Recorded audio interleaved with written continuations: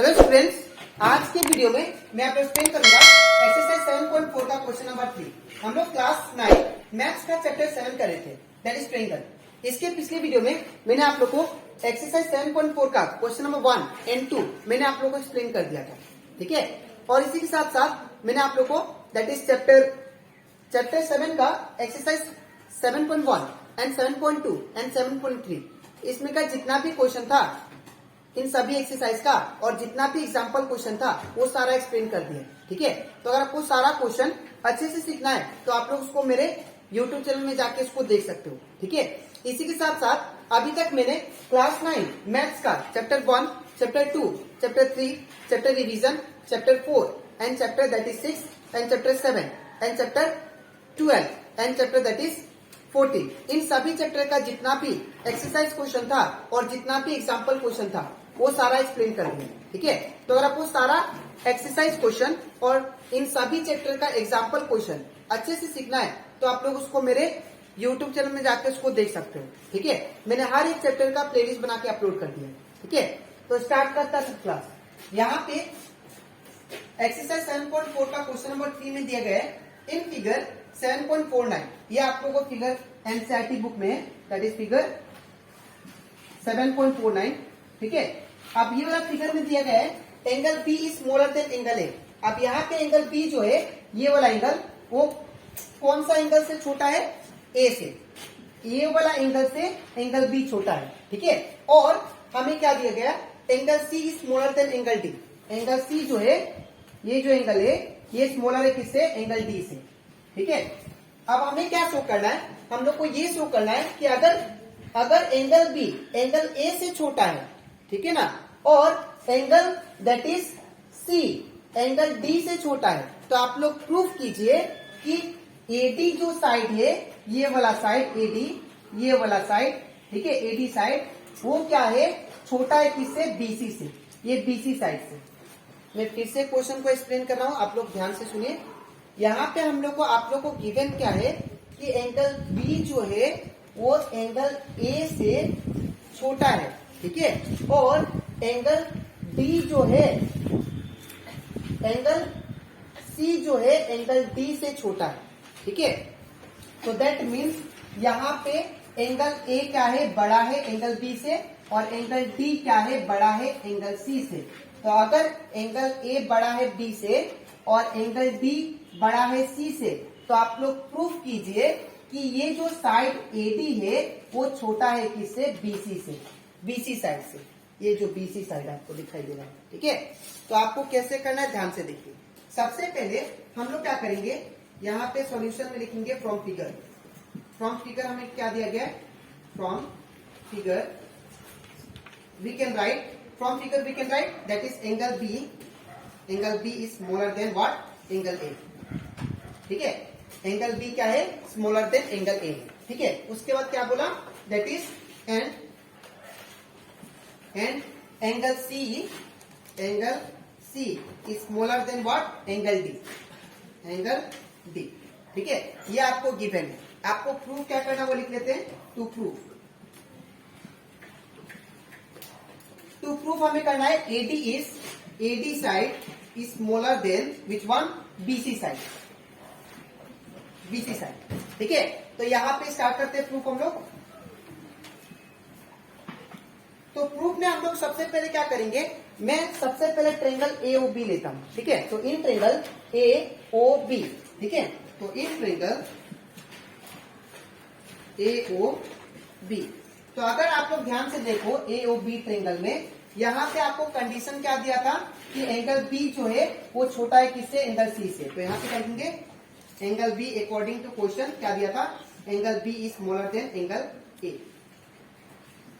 Angle B is smaller than angle A. ये आपको क्या था? गिवन था, ठीक है।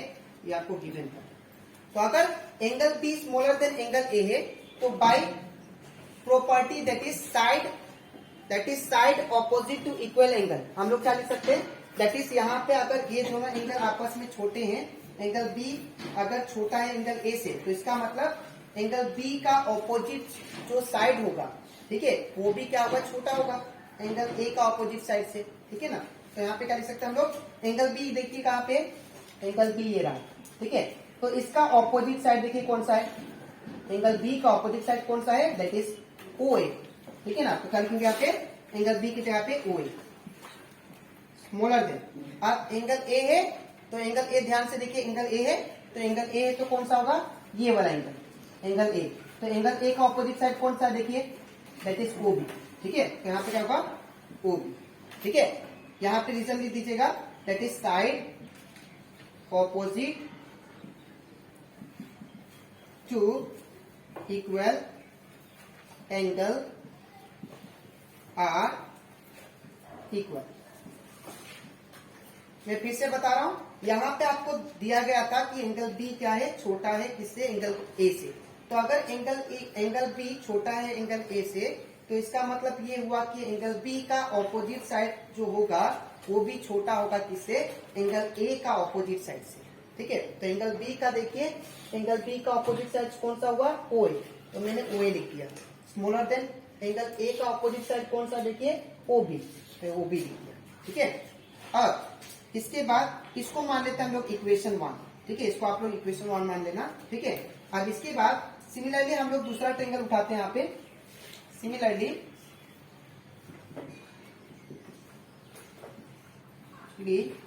In triangle which one, that is COD,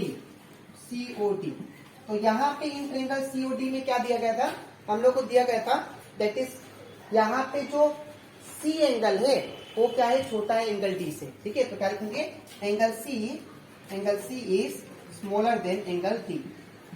ये क्या था, गिवन था आप लोगों को, ये देखिए, ठीक है। अब एंगल C अगर छोटा है एंगल D से, तो एंगल C का ऑपोजिट साइड जो होगा वो छोटा होगा एंगल D का ऑपोजिट साइड से, ठीक है। तो एंगल C का देखिए, एंगल C ये रहा, एंगल C का ऑपोजिट साइड कौन सा है, दैट इज OD।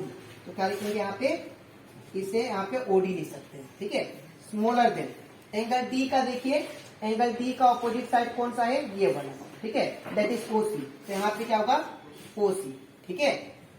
यहाँ पे रीजन लिख दीजिएगा, दैट इज साइड ऑपोजिट